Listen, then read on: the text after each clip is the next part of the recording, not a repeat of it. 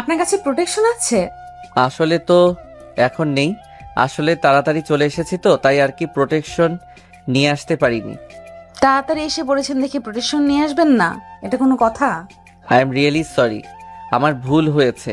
আসুন শুরু করি। না, করতে হবে না। আমি প্রোটেকশন ছাড়া কোনোভাবেই কিছু করতে দিব না। দেখুন, আমার আবার অন্য জায়গায় কাজ আছে, দয়া করে একটু বোঝার চেষ্টা করুন। আমি এত কিছু বুঝতে পারবো না। প্রোটেকশন ছাড়া যে কোনো দুর্ঘটনা ঘটতে পারে। আমি জেনে শুনে কোনো রিস্ক নিতে চাই না। আচ্ছা তাই না, ঠিক আছে, আমি তাহলে আসছি। আপনি এখানে অপেক্ষা করতে থাকেন প্রোটেকশনের জন্য। রিফাতের কথায় বিন্দুমাত্র ভ্রুক্ষেপ দেখালো না সিনথিয়া।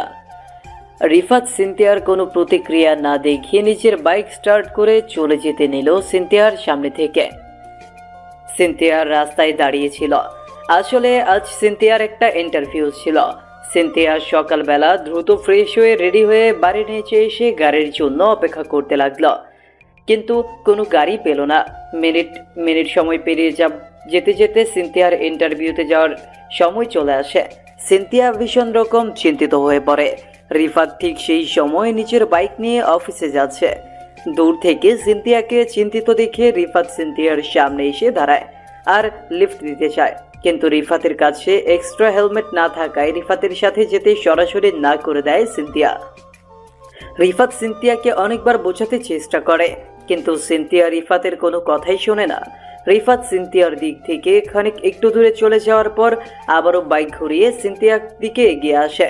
রিফাত সিনথিয়ার দিকে এগিয়ে এসে নিজের হেলমেট খুলে সিনথিয়ার হাতে দিয়ে রিফাত সিনথিয়াকে উদ্দেশ্য করে বলে, দেখুন, আপনি বিপদে পড়েছেন দেখে আমি বারবার এসে আপনাকে অনুরোধ করছি, একটু বোঝার চেষ্টা করুন। চলুন আমার সাথে। আমি তো আপনাকে প্রথমেই বলেছি আমি প্রোটেকশন ছাড়া আপনার সাথে যেতে পারবো না। আচ্ছা, প্রোটেকশন চাই আপনার? ওকে ফাইন, এই নিন, আমারটা আপনি পরে নিন। এবার তো যাবেন? রিফাত নিজের হেলমেট খুলে সিনথিয়ার দিকে এগিয়ে দিল। সিনথিয়া সিফাতের হাত থেকে হেলমেট নিয়ে নিজে পড়তে পড়তে রিফাতকে বলল, আচ্ছা, আমি না বুঝতে পারছি না একটা বিষয়। আপনি আমাকে এত জোর করছেন কেন আপনার সাথে যাওয়ার জন্য? কারণ আমি চাইছি না আপনার কোনো বিপদ হোক, তাই আপনাকে এত করে বোঝাচ্ছি। ও, আপনার এমন বোঝানোর কারণে আমি ভয়ে আছি, এই ভেবে যে আপনি আবার কোনো খারাপ লোক না তো। আমি দেখেছি টিভিতে যে এমন করে প্রলোভন দেখিয়ে। শাট আপ, আপনি যেটা ভাবছেন আমি সেটা না। আপনার যেতে হলে চলুন, না হলে আমি আসছি। আরে দাঁড়ান, যাবো তো আমি। আমি তো এমনিতেই একটু ইনকোয়ারি করার জন্য আপনাকে এটা বললাম। চলুন চলুন, হয়ে গেছে আমার। সিনথিয়া রিফাতের বাইকে গিয়ে উঠে বসলো। সিনথিয়ার ডিস্টেন্স বজায় রেখে বসলো রিফাতের পেছনে। রিফাত নির্দিষ্ট গতিতে বাইক ছোটাতে লাগলো। রিফাতের সাথে এই নিয়ে সিনথিয়ার দুবার দেখা হয়েছে। রিফাত এই শহরে নতুন এসেছে, তার আগে রিফাত অন্য একটা শহরে থাকতো। সিনথিয়ার বাড়ি ঠিক পাশেই রিফাতের বাড়ি, সেখান থেকেই অল্প জানা হয়েছে সিনথিয়াকে। সিনথিয়া দেখতে একদম মাশাআল্লাহ। সিনথিয়ার দিক থেকে চোখ ফেরানো দেয়। যেমন রূপবতী, ঠিক তার চেহারাটাও তেমন মায়াবী। এমন মায়াবী চেহারার দিকে তাকালে বুকের মাঝে এক অদ্ভুত শান্তি চলে আসে। এই শান্তিটা ভাষায় প্রকাশ করার মতো নয়। রিফাত সিনথিয়ার কথা ভাবতে ভাবতে সিনথিয়ার অফিসের সামনে চলে আসলো। সিনথিয়া অফিসের সামনে এসে বাইক থেকে নেমে দাঁড়িয়ে রিফাতের দিকে হেলমেট এগিয়ে দিতে দিতে রিফাতকে উদ্দেশ্য করে বলল, শুনুন, আজকের পর থেকে কখনো এমন রিস্ক নিয়ে বাইক চালাবেন না। এতে করে আপনার বিপদ হতে পারে। বিপদ যেন না হয় সেই ব্যবস্থা করব কি? সেটা কেমন? সেটা হলো রোজ আমার সাথে আরো একটা হেলমেট ক্যারি করব কি? রিফাতের কথার বিপরীতে সিনথিয়া নিজের ভ্রু কুঁচকে রিফাতের দিকে দৃষ্টিপাত করে খানিক অদ্ভুতভাবে হাসি দিল। রিফাত সিনথিয়ার ঠোঁটের কোণে এই হাসির রেখা দেখে খানিক অবাক তো হয়েছে, কিন্তু পরক্ষণে রিফাত ভেবেছে যে এটা নর্মাল। সিনথিয়া চলে যাওয়ার পর রিফাতও নিজের অফিসে চলে যায়। রিফাত নিজের অফিসে এসে নিজের কাজে বসে পড়ল। রিফাত কাজে তো ঠিক বসেছে, কিন্তু রিফাতের মনটা পড়ে আছে সিনথিয়ার কাছে। সিনথিয়াকে কেন জানি ভীষণ ভালো লাগে রিফাতের। প্রথম দেখায় রিফাত সিনথিয়ার প্রতি একটু দুর্বল হয়ে পড়ে। রিফাত জানে না তার এই দুর্বলতার মানে কি, তবে এইটুকু রিফাত ঠিক জানে যে যে করেই হোক সিনথিয়ার মনকে তাকে জয় করতেই হবে। রিফাত আপন মনে সিনথিয়ার কথা ভাবছে।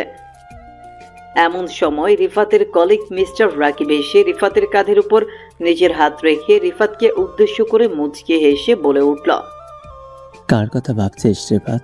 আমাদের ভাবি নাকি? রাকিবের কথাটা কানে আসতেই রিফাতের টনক নড়ে। রিফাত খানিক অপ্রস্তুত হয়ে গিয়ে রাকিবের দিকে তাকিয়ে বলে, আরে কী সব বলিস তুই? আমি কার কথা ভাবতে যাব? আমি তো এমনিতেই নিজের কথা ভাবছিলাম। আচ্ছা, নিজের বন্ধুকে মিথ্যা কথা কেন বলিস? তুই কি জানিস না আমি তোর মিথ্যা ধরে ফেলতে পারি? হ্যাঁ, সেটা তো জানি। তুই হয়েছিস দুনিয়ার সব থেকে বড় মন বিশেষজ্ঞ, তাই তো আমার মন পড়ে ফেলেছিস। রিফাত, হেয়ালি না করে বল না কার কথা ভাবছিস। আমি কাউকে কিছু বলবো না, আমাকে বলতে পারিস। দূর শালা, তুইও না। ছাড়, ওসব কাজ করতে দে। ঠিক সময় কাজ সাবমিট না করলে বড় সাহেব আমাদের দুটোর খবর করে দিবে। ঠিক আছে, তুই যখন বলতে চাইছিস না তখন আর কি। রাকিব খানিক হতাশ হয়ে রিফাতের সামনে দিয়ে চলে যায়। রিফাতকে অনেক আগে থেকে জানে রাকিব। রাকিবের ভালো বন্ধু হলো রিফাত। রিফাত যেমন রাকিবের থেকে কোনো কথা লুকায় না, ঠিক তেমনই রাকিব ও রিফাতকে নিজের সব কথা বলে। তাদের দুই বন্ধুর জুটিটা আপন ভাইয়ের মতো। সারাদিনের অফিসের কাজ শেষ করে রাকিব আর রিফাত বিকেলের দিকে অফিস থেকে বেরিয়ে এলো। রিফাত নিজের বাইক স্টার্ট করতেই রাকিব নিজের বাইক নিয়ে এসে রিফাতের পাশে দাঁড়ালো। রিফাত রাকিবের দিকে প্রশ্নসূচক দৃষ্টিতে তাকাতেই রাকিব রিফাতকে উদ্দেশ্য করে বলল, এখন কি তুই বাড়িতে চলে যাবি নাকি একটু আড্ডা দিয়ে তারপর? না রে দোস্ত, আমার একটা ছোট্ট কাজ আছে, সেটা শেষ করে তারপর আমি বাড়ি ফিরবো। আড্ডা দেয়া যাবে না। ও আচ্ছা, কি কাজ? চল, আমিও তোকে সাহায্য করব। আরে না না, আমার সাথে তোকে যেতে হবে না, আমি একাই ঠিক আছি। তুই বাড়িতে চলে যা। ওকে ফাইন, তুই যখন আমার কোম্পানি চাইছিস না তখন আর জোর করে কোনো লাভ হবে না। আসছি, সাবধানে থাকিস। রাকিব নিজের বাইক স্টার্ট করে রিফাতের সামনে দিয়ে চলে যায়। রাকিব রিফাতের সামনে দিয়ে চলে যাওয়ার পর রিফাত আনমনে হেসে ফেলল।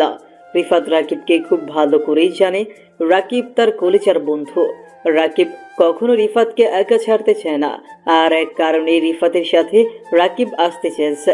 রাকিব চলে যাওয়ার পর রিফাত নিজের হেলমেট পরে নিয়ে বাইক স্টার্ট করল। রিফাতের উদ্দেশ্য হলো সিনথিয়ার অফিসের সামনে গিয়ে সিনথিয়াকে নিজের সাথে করে নিয়ে আসা। আসলে সিনথিয়াকে নিয়ে একসাথে চলাফেরা করতে কেন যেন এক অদ্ভুত অনুভূতি কাজ করে রিফাতের মনের ভেতর। আর রিফাত বাইক নিয়ে সিনথিয়ার অফিসের সামনে এসে হাজির হতেই অপেক্ষা করতে লাগলো সিনথিয়ার জন্য। হাতে থাকা ঘড়ির দিকে তাকাতেই দেখতে পেল যে সময় হয়ে গেছে সিনথিয়ার চলে আসার। কিন্তু সিনথিয়া এখনো আসছে না কেন? মিনিট খানেক সময় অপেক্ষা করতেই রিফাত চমকে উঠল ভীষণ। রিফাত কত আশা নিয়ে অপেক্ষা করেছে এতক্ষণ, সেসব কিছু ধুম করে বদলে গেল। রিফাত দেখতে পেল সিনথিয়া অন্য একজনের গাড়িতে গিয়ে উঠে বসেছে। রিফাত অফিসের গেটের সামনে দাঁড়িয়ে নীরব দর্শকের ন্যায় তাকিয়ে আছে সিনথিয়ার দিকে। সিনথিয়ার তো বোঝা উচিত ছিল যে রিফাত আসবে, কিন্তু সে তো নিজের ইচ্ছায় অন্য কারোর সাথে। রিফাতের মনটা খারাপ হয়ে গেল। রিফাত অনেকটা আশা করে এসেছিল এখানে, কিন্তু এখানে আসার পর যা সে দেখেছে সেটার পর রিফাতের মন খারাপ হবে সেটাই স্বাভাবিক। রিফাত মন খারাপ করে নিজের বাইক স্টার্ট করে বেরিয়ে পড়ল বাড়ির উদ্দেশ্যে। বাড়িতে এসে রাতের খাবার খেলো না রিফাত। মনের ভেতরে এমনিতেই সিনথিয়ার ভাবনা কাজ করছে, সেখানে রিফাত কি করে শান্ত থেকে খাবার খেতে পারে? রিফাত না খেয়ে ঘুমিয়ে পড়ল। সকালবেলা ফ্রেশ হয়ে বাইক নিয়ে অফিসে যাওয়ার পর রিফাতের বাইকের সামনে আচমকা সিনথিয়া এসে দাঁড়ালো। সিনথিয়া নিজের হাত সামনের দিকে বাড়িয়ে দিতেই রিফাত বাইক স্লো করল। রিফাত বাইক থামাতেই সিনথিয়া হেসে হেসে রিফাতকে উদ্দেশ্য করে বলল, ও মিস্টার, আজ দেখি প্রচণ্ড সিরিয়াস হয়ে আছেন। তা কি নিয়ে এত সিরিয়াস জানতে পারি কি আমি? আমি কি নিয়ে সিরিয়াস থাকবো? সব সময় লোকের সাথে হাসি মুখে কথা বলি দেখে সবাই মনে করে আমি কমেডি করি। আসলে আমিও মানুষ, আমারও কষ্ট আছে, সেটা লোকেরা বুঝতে চায় না। হোমা, সে কি কথা? আজ আপনার গলার সুর এমন হয়ে গেছে কেন? কারণ কি বলুন তো একটু। আরে ম্যাম, কি ঘটনা হবে? তেমন কিছু না, ছাড়ুন আমার কথা। ওকে, ছেড়ে দিলাম। আমার জন্য হেলমেট নিয়ে এসেছেন? না, আমার বাইকে করে যাবেন নাকি? যাব নাকি মানে? আমি তো আপনাকে বললাম যে রোজ আমার জন্য একটা এক্সট্রা হেলমেট নিয়ে বের হতে। না গেলে কি বলতাম নাকি? সরি, গতকাল সন্ধ্যায় তো অন্য কারো গাড়িতে গিয়েছিলেন, তাই আর কি। আমি ভেবেছি আজকেও হয়তো। রিফাত সম্পূর্ণ কথাটা বলে শেষ করার পূর্বেই সিনথিয়ার মুখটা কুঁচকে উঠল। সিনথিয়ার মুখটা এমন করে কুঁচকে উঠতেই রিফাত একটু অবাক হলো। আচমকা সিনথিয়া নিজের মুখটা এমন করলো কেন সেটা রিফাত বুঝতে পারছে না। রিফাত সিনথিয়ার দিক থেকে নিজের মুখ নামিয়ে নিল। সিনথিয়ার দিক থেকে রিফাত নিজের মুখ সরিয়ে নিয়ে আপন মনে ভাবতে লাগলো। ওকে নিয়ে সিরিয়াস হওয়ার মতো কিছু নেই। তাছাড়া আমার কেন যেন মনে হচ্ছে সিনথিয়া আমাকে নয় বরং অন্য কাউকে পছন্দ করে। আর যদি সত্যি তাই হয় তবে সিনথিয়াকে নিয়ে এত কিছু চিন্তা করাটা বন্ধ করতে হবে আমায়। রিফাত আপন মনে কথাগুলো ভাবতেই সিনথিয়া রিফাতকে উদ্দেশ্য করে বলে উঠল। আচ্ছা সরি, চলুন তবে। মানে এমন প্রোটেকশন ছাড়া যাবেন? কেন নয়? তাছাড়া আপনার সাথে প্রথম জার্নি করে বুঝতে পেরেছি আপনি কতটা সেফ, সো নো ওয়ারি। আচ্ছা ঠিক আছে। রিফাত সিনথিয়াকে নিয়ে অফিসের পরে চলতে শুরু করলো। পথিমধ্যে সিনথিয়া রিফাতকে বলল যে অফিসের পথে না যেতে বরং একটা পার্কে চলতে। রিফাত সিনথিয়ার এমন কথা শোনার পর ভীষণ রকম চমকে গেল। সিনথিয়া আসলে তাকে পার্কে নিয়ে যেতে চাইছে কেন সেটাই রিফাত বুঝতে পারল না। রিফাত নিজের প্রশ্ন নিজের মনের মাঝে রেখে বাইক ছোটাতে লাগলো। বাইক নিয়ে রিফাত একটা পার্কের সামনে আসতেই সিনথিয়া বাইক থেকে নেমে পড়ল। সিনথিয়া বাইক থেকে নেমে পড়ে রিফাতকে উদ্দেশ্য করে শান্ত গলায় বলল, কি হলো, বসে আছেন কেন? নেমে আসুন। আচ্ছা আমি না বুঝতে পারছি না যে আমরা অফিস টাইমে এখানে কেন আসলাম। সব কিছু বুঝিয়ে বলবো, কিন্তু তার আগে আমার সাথে চলুন একটু। কিন্তু কোথায়? আরে কি করছেন কি আপনি? আমার কথাটা তো শুনবেন। সিনথিয়ার রিফাতের একটাও কথা শুনল না। সিনথিয়া রিফাতের হাত ধরে রিফাতকে টানতে টানতে নিয়ে চলে যায় পার্কের পাশে একটা ছোট্ট দিঘি আছে সেখানে। দিঘির কাছে গিয়ে সিনথিয়া বসে পড়ল। রিফাত সিনথিয়ার পাশেই ঠাই দাঁড়িয়ে আছে। রিফাত সিনথিয়ার এমন কাজের আগা মাথা কিছুই বুঝতে পারছে না। সিনথিয়া দিঘির পানির দিকে তাকিয়ে রিফাতকে উদ্দেশ্য করে বলতে লাগলো, আচ্ছা, আমাদের চোখের সামনে যা দেখি আসলে কি সেটাই সত্যি হয়, নাকি এর আড়ালেও কিছু থাকে? আড়ালে ও অনেক কিছু লুকিয়ে থাকে। সবকিছু কি আর চোখে দেখা যায় নাকি? একদম তাই। আজ আপনি আমাকে যেমন দেখছেন আমি কি তাই, নাকি আমার ভেতরেও কিছু সত্যি আছে যেটা দেখা যাচ্ছে না? সিনথিয়া আপনি এসব কি বলছেন? আমি না বুঝতে পারছি না আপনার কথার মানে। বলতে কি চাইছেন একটু খোলাসা করে বলুন। বলবো না কিছু। আজ আপনাকে এখানে নিয়ে এসেছি, আমি কিছু দেখাতে চাই আপনাকে, আর আমি আশা করব আপনি সেটা দেখবেন এবং অনেক কিছু বুঝবেন। ওকে ঠিক আছে, দেখি কি দেখান। রিফাত সিনথিয়ার পাশেই বসলো। মিনিট 2 কেটে যাওয়ার পর তাদের ওখানে বড় একটা গাড়ি চলে আসলো। গাড়িটা এসে ঠিক রিফাতের পাশেই দাঁড়ালো। রিফাত বড় গাড়িটা দেখে বসা থেকে উঠে দাঁড়ালো। গাড়ির দিকে তীক্ষ্ণ দৃষ্টি রাখতেই রিফাত দেখতে পেল একজন লোক বেরিয়ে এলো। লোকটাকে দেখে মনে হচ্ছে অনেক ধনী। রিফাত লোকটির দিকে তাকিয়ে আছে। লোকটি একবার রিফাতের দিকে তাকিয়ে একটা তাচ্ছিল্যপূর্ণ হাসির রেখা নিজের ঠোঁটের উপর এঁকে নিয়ে সিনথিয়ার সামনে এসে দাঁড়ালো। সিনথিয়ার সামনে এসে দাঁড়িয়ে লোকটি সিনথিয়াকে উদ্দেশ্য করে ভীষণ শক্ত গলায় বলতে লাগলো, সিনথিয়া, ডিভোর্স দিয়েছি তারপরও আমার এখানে এসেছিস কেন? আমি এখানে এসেছি এমনিতেই, কোনো বিশেষ কারণে নয়। দেখ সিনথিয়া, তোকে আমি এই শেষবারের মতো একটা কথা বলে দিচ্ছি, আমার লাইফে তোর কোনো অস্তিত্ব নেই। তোর মতো একটা ছোট লোকের সাথে কথা বলতে আমার ইগোতে লাগছে। It's okay. তাছাড়া আমি আপনার কথাই কিছুই মনে করছি না। আমার কাছে আপনার এইসব কথাবার্তা বেশ পুরনো, আমার অভ্যেস আছে। উফ, তাই নাকি? জানিস, আজ তোকে দেখার পর আমার ইচ্ছা করছে যেটা আগে করতে পারিনি কখনো, সেটা আজকে তোকে জোর করে করি। তখনও জোর করে করতে পারতেন, কিন্তু করতে দেইনি। আজও ঠিক তাই হবে। মরে যাব তবু আপনার মতো অমানুষের সাথে। সম্পূর্ণ কথাটা বলার আগেই তাসরিফ অনেকটা রেগে যায় আর ধুম করে সিনথিয়ার মুখটা চেপে ধরে। তাসরিফের চোখ জোড়া রক্তবর্ণ ধারণ করে। তাসরিফ সিনথিয়ার মুখ চেপে ধরতেই রিফাত ধুম করে তাসরিফের হাত ধরে ফেলল। রিফাত তাসরিফের হাত ধরে ফেলে একটা ঝটকা দিয়ে সিনথিয়াকে ছাড়িয়ে নিল সে। রিফাতের এমন কাজে তাসরিফ আবারও তাচ্ছিল্যকর একটা হাসি দিয়ে সিনথিয়াকে উদ্দেশ্য করে বলল, কিরে, এটা তোর প্রেমিক নাকি? আমার সম্পর্কে ভালো করে আইডিয়া নিয়ে নিস, তা না হলে আমি দিব। আইডিয়া তো হয়েই গেছে। তোমার মতো এমন নিকৃষ্ট মানুষের ব্যবহার দেখার পরেও কি আর কাউকে বোঝানোর কিছু থাকে? পাবলিক প্লেস দেখে আমি কিছু বলছি না, তা না হলে আজ তোর কি অবস্থা করতাম একমাত্র বিধাতাই জানে। তাসরিফ রাগে গজগজ করতে করতে সিনথিয়া ও রিফাতের সামনে দিয়ে হন হন করে হেঁটে চলে যায়। তাসরিফ চলে যাওয়ার পর রিফাত প্রশ্নসূচক কণ্ঠে সিনথিয়াকে উদ্দেশ্য করে বলল, আচ্ছা, এই লোকটার সাথে আপনার কি কোনো অতীত আছে? কেন যেন আমার মনে হচ্ছে নিশ্চয়ই কোনো অতীত তো আছেই, তা না হলে এই লোকটা আপনার সাথে মিসবিহেভ করলো কেন? অতীত তো একটা আছে, বিষাক্ত অতীত, যেটা খুব বেশি কেউ জানে না। তবে এই অতীতটা আমাকে তাড়া করে। মানে বুঝতে পারলাম না আমি। আপনি কোনো কথা একটু খোলাসা করে বলতে পারেন না? আপনার বলা কথাগুলো আমাকে চিন্তায় ফেলে দেয়। বলবো, আপনাকে আমি সব খুলে বলবো। তারপর হয়তো আপনি আর কখনো আমার পেছনে পড়বেন না। সিনথিয়া 1 গ্লাস পানি পান করে তাসরিফের সাথে সিনথিয়ার কি সম্পর্ক আছে সেটা বলতে লাগলো। সিনথিয়া একজন বিবাহিত নারী। আজ থেকে 2 বছর আগে বিশিষ্ট ব্যবসায়ী তাসরিফ খানের সাথে সিনথিয়ার বিয়ে হয়।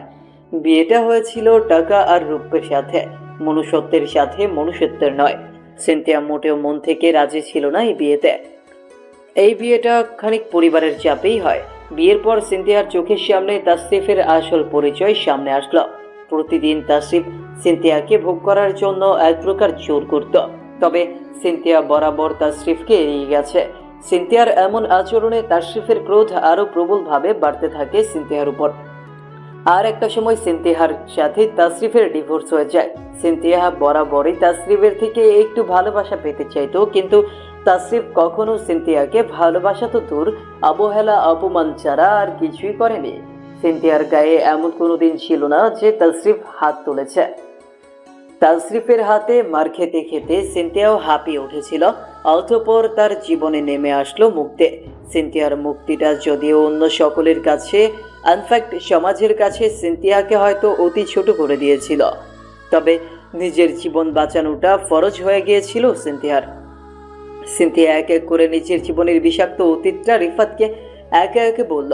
রিফাত সিনথিয়ার সম্পূর্ণ কথাগুলো শোনার পর যেন একটা ঘোরের মাঝে হারিয়ে যায়। কেন যেন রিফাতের বিশ্বাস হচ্ছে না সিনথিয়ার কথাগুলো।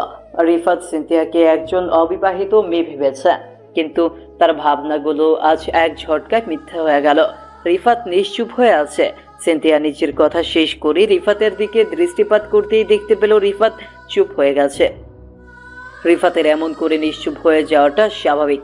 সিনথিয়া রিফাতের দিকে নিজের হাত জোড়া এগিয়ে দিয়ে আলতো করে রিফাতের বাহু স্পর্শ করে রিফাতকে উদ্দেশ্য করে বলল, কি হলো, আপনি নিশ্চুপ হয়ে গেছেন কেন?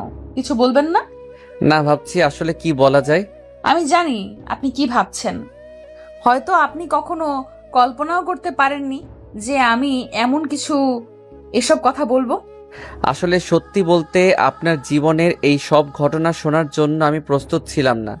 আমার কাছে সবকিছু এখনো স্বপ্নের মতো লাগছে। আমি জানতাম আপনার সাথে এটাই ঘটবে। আপনাকে আমি আমার জন্য সিরিয়াস দেখে আজ সব সত্যিটা আপনাকে চোখে চোখে দেখালাম। আজকের পর থেকে আপনার সাথে আমার কোনো সম্পর্ক থাকবে কিনা সেটা আমি জানি না, তবে একটা কথা আপনাকে বলতে চাই। কি কথা? আমার সাথে আর কখনো যোগাযোগ রাখার চেষ্টা করবেন না। ভালো থাকবেন, আসছি। সিনথিয়া রিফাতের পাশ থেকে উঠে চলে যায়। রিফাত ঠাই বসে আছে। রিফাত হয়তো এটার জন্যই অপেক্ষা করছিল। সিনথিয়া এখান থেকে চলে যাওয়ার পর রিফাত আর নিজেকে সামলাতে পারল না। টপ টপ করে রিফাত নিজের চোখের জল ছেড়ে দিল। একটা বিবাহিত মেয়ের জীবনের কথা শোনার পর রিফাত আর নিজেকে সামলাতে পারছিল না। এতটা নির্দয় কেউ কি করে হতে পারে, সেটাই ভীষণ রকম ভাবিয়ে তুলছে রিফাতকে। ওইদিকে সিনথিয়া নিজের বাড়িতে এসে সোজা নিজের রুমে চলে যায়। সিনথিয়া নিজের রুমে গিয়ে লাইট অফ করে দিয়ে কাঁদছে। না, রিফাতের জন্য নয়, আজ সিনথিয়া কান্না করছে নিজের অতীতের জন্য। জীবন সঙ্গী হিসেবে তাকে নির্বাচন করা উচিত যে তাকে ভালোবাসবে, এমন কাউকে না যে তাকে শুধুমাত্র প্রয়োজনে ব্যবহার করবে। রিফাত আর কখনো হয়তো সিনথিয়াকে নিয়ে চিন্তা করবে না, কারণ এই সমাজে বিবাহিত নারীদের সবাই পুতুদের মতো ভাবে। তাদের সাথে তামাশা করা যায়, তবে তাদের নিচের স্ত্রীর মর্যাদা কখনো দেওয়া যায় না। সিনথিয়া সারাটা রাত কান্না করেই কাটালো। পরদিন সকালে সিনথিয়া নিজের বাড়ির সামনে আসতেই পুরো চমকে উঠল। সিনথিয়া নিজের চোখের সামনে এসব দেখতে পাবে সেটা যেন সে কল্পনাও করতে পারেনি। সিনথিয়া দেখতে পেল তার চোখের সামনে রিফাত দাঁড়িয়ে আছে। রিফাতকে দেখার পর সিনথিয়া চমকে যায়। আসলে সিনথিয়া চমকে গেছে এই দেখে যে রিফাতের হাতে একগুচ্ছ গোলাপ আছে, আর রিফাত এমন করে দাঁড়িয়ে আছে যেন সে নিজের প্রিয়তমার জন্য অপেক্ষা করছে। সিনথিয়া ঠায় দাঁড়িয়ে একটা ঘোরের মাঝে হারিয়ে গেল। সিনথিয়াকে একটা জায়গায় স্থির হয়ে থাকতে দেখে রিফাত সিনথিয়ার দিকে এগিয়ে এলো। রিফাত সিনথিয়ার দিকে এগিয়ে এসে আলতো করে সিনথিয়ার হাত ধরে ফেলল। রিফাত সিনথিয়ার হাত ধরতেই সিনথিয়া কেঁপে উঠল। সিনথিয়ার ঘোর কাটতেই সিনথিয়াকে উদ্দেশ্য করে রিফাত মৃদু কণ্ঠে বলল, কি হলো? আমাকে দেখার পর মুখের অবস্থা এমন হলো কেন? মানে সিরিয়াসলি আমি আপনাকে দেখছি, কেন যেন আমার বিশ্বাস হচ্ছে না। বিশ্বাস না হলে আর কি করার? যদিও আপনাকে সঠিক তথ্য দিয়ে আপনাকে সাহায্য করতে আমি বলতে পারি যে আমি রিফাত, আপনার সামনেই দাঁড়িয়ে আছি। রিফাতের কথাটা শুনে সিনথিয়া হেসে ফেলল। সিনথিয়া হেসে দিয়ে রিফাতের চোখের উপর থেকে নিজের চোখ নামিয়ে নিল। রিফাতের চোখের উপর থেকে নিজের চোখ নামিয়ে নিয়ে সিনথিয়া রিফাতকে উদ্দেশ্য করে বলে উঠল, আচ্ছা আপনার হাতে কি রিফাত? এটা হলো আপনার জন্য, নিন একটু হাতে নিন, আপনার জন্য নিয়ে এসেছি এটা। ওকে, বাট কেন? আর আজ আপনি এখানে কেন এসেছেন? গতকালের কথাটা কি ভুলে গেছেন? না, আমি কিছুই ভুলে যাই না। আমিও আপনাকে একটা কথা মনে করিয়ে দিতে চাই, শুনবেন আমার কথা? কি কথা বলুন। ভালোবাসার মাঝে কখনো অতীত থাকে না। ভুল মানুষের সাথে সময় না কাটালে আপনি কখনো সঠিক মানুষ চিনতে পারবেন না। আমি আপনার অতীতকে নয়, আপনাকে পছন্দ করি। রিফাতের এই কথাটা যেন সিনথিয়ার ভীষণ অদ্ভুত লাগলো। সিনথিয়া কল্পনাও করেনি যে রিফাত এমন কথা তাকে বলবে। একজন বিবাহিত মেয়ের সব অতীত জানার পরেও তাকে কেউ পছন্দ করতে পারে কি করে? রিফাত একটা হ্যান্ডসাম ছেলে, চলাফেরা থেকে শুরু করে রিফাতের সব কিছুই স্মার্ট। এমন একজন সিনথিয়ার মতো কাউকে কি করে পছন্দ করতে পারে?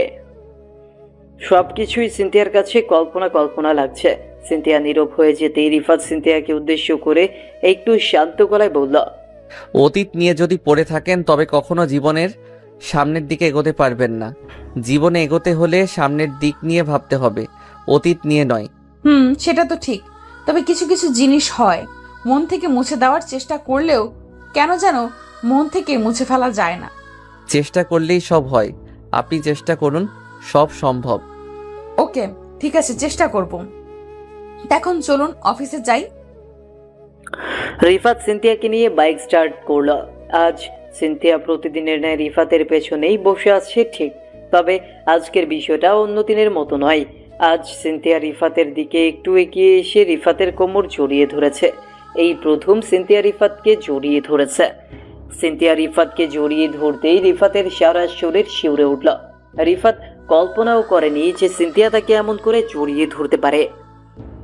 সিনথিয়া রিফাতকে জড়িয়ে ধরে আছে। রিফাত বাইক চালাচ্ছে আর আপন মনে ভাবছে যে সিনথিয়া আসলে করতে চাইছে কি, কেনই বা সিনথিয়া তাকে জড়িয়ে ধরেছে। সিনথিয়া কি তবে রিফাতকে পছন্দ করে, নাকি এটা পছন্দ করার থেকেও বেশি কিছু? রিফাত কিছুই বুঝতে পারছে না। রিফাত বাইক নিয়ে সিনথিয়াকে তার অফিসে ড্রপ করে দিয়ে নিজের অফিসে চলে আসলো। সিনথিয়া অফিসের সামনে এসে বাইক পার করে সোজা নিজের ডেস্কে গিয়ে বসে। রিফাতের মন মেজাজ আজ একটু অদ্ভুত রকম খুশিতে আছে। মনের ভিতর ভীষণ খুশি কাজ করছে আজ। রিফাত নিজের ডেস্কে গিয়ে বসতেই রাকিব এসে রিফাতকে উদ্দেশ্য করে কৌতূহলী কণ্ঠে বলে উঠল, কিরে মামা, তোর মনটা আজ এত ফুরফুরে কেন? বিষয় কি? আরে তেমন কিছু না, ওই আর কি, এমনিতেই। এই শালা, তুই নিজের কোনো কথাই আমাকে বলিস না কেন? আমরা তো বন্ধু, আমাকে সব তো বলতে পারিস। আরে ভাই, তেমন কোনো সিরিয়াস বিষয় না। তাছাড়া আমি কোনো সিরিয়াস বিষয় কি আজ অবধি তোর থেকে লুকিয়ে গেছি কখনো? না, তবে নর্মাল কিছু তো, প্লিজ বল না একটু। রাকিব এক প্রকার জোর করতে লাগলো রিফাতকে। রিফাত যদিও বারবার করে রাকিবকে বারণ করে যাচ্ছে যাতে করে রাকিব তাকে জোর না করে, কিন্তু কে শোনে কার কথা? রিফাত এক পর্যায়ে আর না বলে থাকতে পারলো না। খানিক বাধ্য হয়ে রিফাত রাকিবকে বাধ্য হয়ে সিনথিয়ার বিষয়ে সব বলল। রাকিব রিফাতের মুখ থেকে সিনথিয়ার বিষয়ে সব কিছু শোনার পর পুরো থমকে যায়। যে রিফাত কোনো মেয়ের সাথে কথা অবধি কখনো বলেনি, সেই রিফাত কিনা মনে মনে একটা মেয়েকে পছন্দ করে। রাকিব প্রথমে বিশ্বাস তো করতেই চায়নি, কিন্তু রিফাত কখনো তো মিথ্যা কথা বলেনি, আর যেই কারণে রাকিব ও রিফাতের কথা বিশ্বাস করলো আর রিফাতকে উদ্দেশ্য করে বলল, দোস্ত, তোকে আমি খুব ভালো করে জানি, একটা বিবাহিত ডিভোর্সি মেয়েকে পছন্দ করা কি ঠিক? ওই কী সব বলছিস? এখানে ওর কি দোষ? মেয়েটা ভালোবাসা চেয়েছে শুধু। এখন ওর প্রাক্তন স্বামী যদি ওকে ঠকায়, ব্যবহার করে, তখন ওর কি কোনো দোষ থাকে? ওকে, ঠিক আছে, আমি না হয় সব বুঝলাম। কি আমার কথা হচ্ছে যে তোর পরিবার কি এটা মানবে? সেটা আমি জানি না, তবে না মেনে নিলে আর কি করার? আমি তাকে ভালোবাসি, এটাই আসল কথা। রাকিব রিফাতকে অনেক কিছু বোঝাতে চেষ্টা করলো, তবে রিফাত কোনো কথাই শুনতে চাইল না। তাছাড়া শুনবেই বা কেন? রিফাত এখন সিনথিয়ার নামে একটু বাজে কথা শুনতে পারে না। রিফাত নিজের অজান্তেই সিনথিয়াকে ভালোবাসে। ভালোবাসার মাঝে কখনো কোনো খারাপ থাকতেই পারে না। যদিও সিনথিয়া কখনো বলেনি যে সে রিফাতকে ভালোবাসে, তবে কাউকে ভালো না বেশে এড়িয়ে যাওয়ার থেকে ভালোবেসে প্রতারিত হওয়াও অনেক ভালো। এতে করে আর যাই হোক, মানুষ চেনা যায়। অফিস শেষ করে রিফাত সিনথিয়ার অফিসের সামনে যেতেই সিনথিয়ার দৌড়ে ছুটে চলে আসে রিফাতের কাছে। সিনথিয়া রিফাতের কাছে এসে দাঁড়িয়ে খুশিতে গদগদ হয়ে গিয়ে রিফাতকে উদ্দেশ্য করে পড়ে, এখন এসেছেন আপনি? জানেন, আমি আপনাকে কলও করেছি, কিন্তু আপনি কোনো জবাব দেননি। বলেন কি, সত্যি আমাকে কল করেছেন আপনি? তো কি আমি মিথ্যা বলছি? আপনি আপনার ফোনটা চেক করে দেখুন, আমার কথা বিশ্বাস না করলে। তার প্রয়োজন হবে না, আমি আপনাকে বিশ্বাস করি। আচ্ছা, কেন কল করেছেন? আসলে আজ আমাদের অফিসের বসের মেয়ের বার্থডে, সো আমাদের এখন ওখানে যেতে হবে। কিন্তু কেন? তাছাড়া আপনি যেতে পারেন, আমি কেন যাব? কারণ আপনাকে আমি যেতে বলেছি তাই যাবেন। এখন কথা না বাড়িয়ে চলুন তো মশাই, বড্ড বেশি কথা বলেন আপনি। সিনথিয়া খানিক ঝাড়ি দিতেই রিফাত চুপসে গেল। রিফাত চুপসে গিয়ে সিনথিয়াকে গাড়িতে তুলে সোজা বাইক ছুটিয়ে চলতে লাগলো সিনথিয়ার বসের বাড়ির দিকে। বসের বাড়ির পাশেই একটা ক্লাব আছে, সেখানেই পার্টি দেওয়া হয়েছে। রিফাত ও সিনথিয়া পার্টিতে আসতেই অবাক হয়ে গেল। এটা তো শুধুমাত্র পার্টি হল না, বরং একটা ছোটখাটো বিয়ে বাড়ি। এখানে নেই বলতে কোনো শব্দ নেই, ড্রিঙ্ক থেকে শুরু করে সব আছে। রিফাত সিনথিয়ার সাথে ক্লাবে প্রবেশ করতেই কোথা থেকে যেন একটা মেয়ে দৌড়ে রিফাতের কাছে এগিয়ে এসে ধুম করে রিফাতকে ধাক্কা দিল। রিফাত অবাক হয়ে গেল মেয়েটির সাথে ধাক্কা খেয়ে। মেয়েটি থমকে গিয়ে রিফাতের দিকে দৃষ্টিপাত করে মুচকি হেসে রিফাতকে উদ্দেশ্য করে বলে উঠল, ও সরি, আসলে আমি আপনাকে দেখতে পাইনি। It's okay ma'am, carry on. Okay, hello Isha, আপনি? জি, আমি রিফাত। রিফাত ঈশার সাথে হেসে কথা বলে হ্যান্ডশেক করল। এদিকে ঈশা আর রিফাতের এমন ভাব দেখে সিনথিয়ার সারা শরীর জ্বালা করতে লাগলো। কথা আছে না, নারী কখনো নিজের শখের পুরুষের পাশে অন্য কাউকে সহ্য করতে পারে না। সিনথিয়ার বিষয়টাও ঠিক তাই। সিনথিয়া রাখতে লাগলো। ওইদিকে রিফাত সবার সাথে মোটামুটি কথা বলে সময় পাস করতে থাকলো। সিনথিয়া রেগে বোম হয়ে গিয়ে ধুম করে ওয়েটার ট্রে থেকে ড্রিঙ্ক নিতে লাগলো। যদিও সিনথিয়া কখনো ড্রিঙ্ক করেনি, তবে আজ করছে। সিনথিয়া একের পর এক প্যাক মারতে লাগলো। রিফাত বেশ অনেকটা সময় পরে সিনথিয়ার কাছে ফিরে আসলো। রিফাত সিনথিয়ার পাশে এসে দাঁড়িয়ে সিনথিয়ার হাতের উপর নিজের হাত রেখে সিনথিয়াকে উদ্দেশ্য করে বলল, উফ, আজকের পার্টিটা সেই হয়েছে। আপনার কেমন লাগছে এখানে? রিফাতের কথাটা শেষ হতেই সিনথিয়া দুম করে রিফাতকে অবাক করে দিয়ে নিজের সর্বশক্তি দিয়ে রিফাতের গালের উপর একটা চড় মারল। তোর সাহস হলো কি করে আমার হাত ধরার, ছোট লোক একটা! এসব কি করছেন? সামান্য হাত ধরার কারণে আপনি আমার গালে চড় মারলেন? হ্যাঁ, মেরেছি। তুই কি ভুলে গেছিস আমি কে? আমার চোখের সামনে তুই অন্য একটা মেয়ের সাথে লটর পটর করছিস। তোর সাহস কি করে হয় এমনটা করার? আপনি এমন বিহেভ করছেন কেন আমার সাথে? আমি তো জাস্ট এমনিতেই কথা বলেছি। জাস্ট এমনিতেই কথা বলেছিস নাকি সব আমি জানি? আসলে তোরা পুরুষ মানুষ মানেই খারাপ, সেটা প্রমাণিত হলো। মেয়ে দেখলেই তোদের মাথা কাজ করে না। আচ্ছা, ইফ ইউ ডোন্ট মাইন্ড একটা প্রশ্ন করি, আপনি কি ড্রিঙ্ক করেছেন? হ্যাঁ করেছি, তাতে কি হয়েছে? না, কিছু হয়নি। আমি বুঝতে পারছি আপনি কেন এমনটা করছেন। চলুন আমার সাথে আপনাকে বাড়িতে দিয়ে আসি। না, আমি বাড়ি যাব না, আমি এখানেই থাকবো। প্রয়োজন পড়লে অন্য কোনো ছেলের সাথে আমি বাড়িতে যাব, তবে তোর সাথে আমি কোথাও যাব না। আহা, পাগলামি করিয়েন না প্লিজ, চলেন আমার সাথে। আমি একবার বলেছি তো, তোর সাথে আমি কোনোভাবেই যেতে পারবো না। সরি, তুই যা, ওই মেয়ের সাথে প্রেম করে আয়, আমি এখানেই ঠিক আছি। সিনথিয়া আর ঠিক মতো দাঁড়াতে পারছে না, বারবার এদিক ওদিক টলতে টলতে পড়ে যাচ্ছে সে। রিফাত সিনথিয়াকে কোনো মতে ধরে দাঁড়িয়ে আছে। এই মেয়েটা যে কি না কি করে, রিফাতের সাথে সে অন্য কাউকে সহ্য করতে পারবে না, এটা তো সরাসরি বললেই হয়।